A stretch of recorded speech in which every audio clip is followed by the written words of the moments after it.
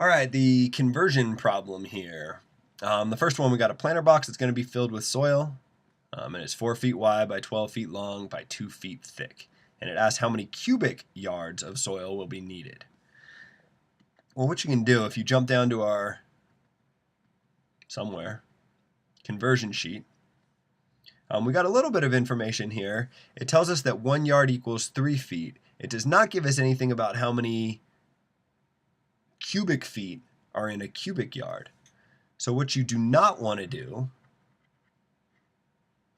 is figure out how many cubic feet of soil you have and then try to convert that into cubic yards, because we don't have that conversion. Some of you did it that way and did it correctly, which is totally fine, using some other knowledge that you had. And that's great. You got full credit for it.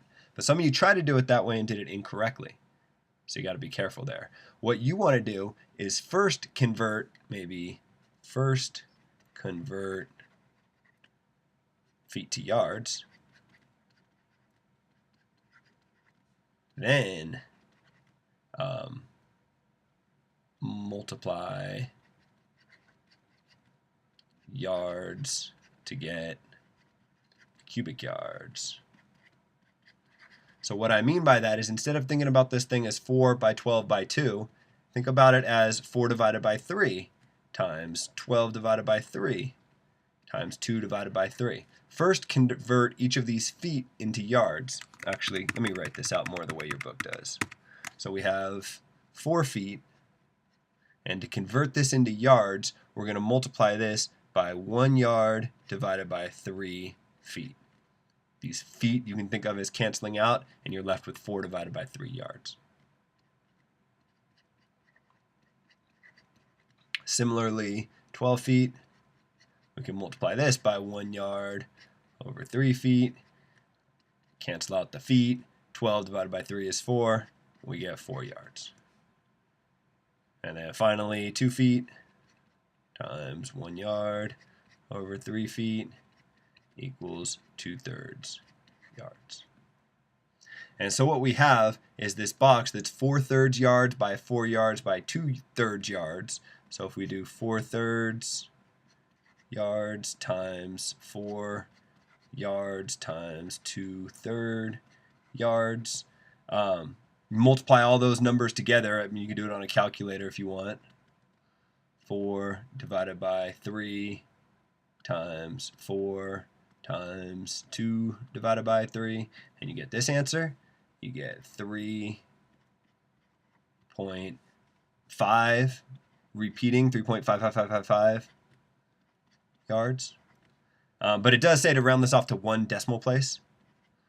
So if you think about this as 3.55, because this 5 right here is 5 or greater, you round this up to a 6 and get 3.6 yards is your final answer. I don't think anybody left it in this form, the exact answer, but if you did, I would have been fine with it. Okay, part B. How much money is the gold in a 14-karat gold necklace that weighs 4.9 ounces worth if pure gold sells at $1,235 per ounce? Well, the way you want to do this is first note that what 14-karat gold means. I think this is even written on the formula sheet, is to be pure gold, here it is, you need to be 24 karat. And so you can think about it as like, instead of 24 parts gold, which would be pure gold, we only have 14 parts gold. In other words, 14 divided by 24 will be the conversion that we need. Let me do this later. We have something that weighs 4.9 ounces.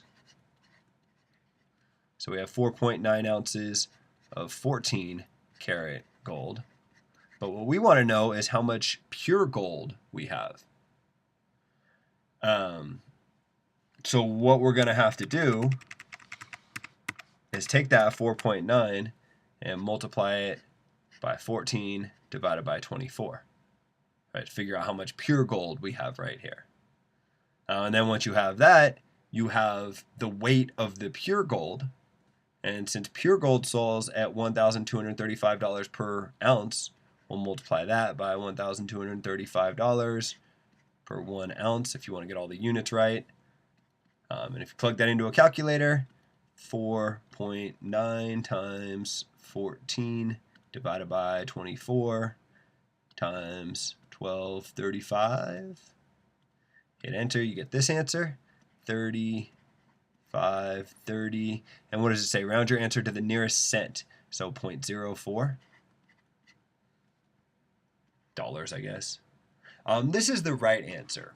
Okay, what a lot of people, not a lot of people, what 3 people did is they did 14 divided by 24 first, figured out this was 0.58333, and then said, all right, well, I'm just going to round it off at the end anyways. Let's just call that 0.58. They made this thing right here 0.58.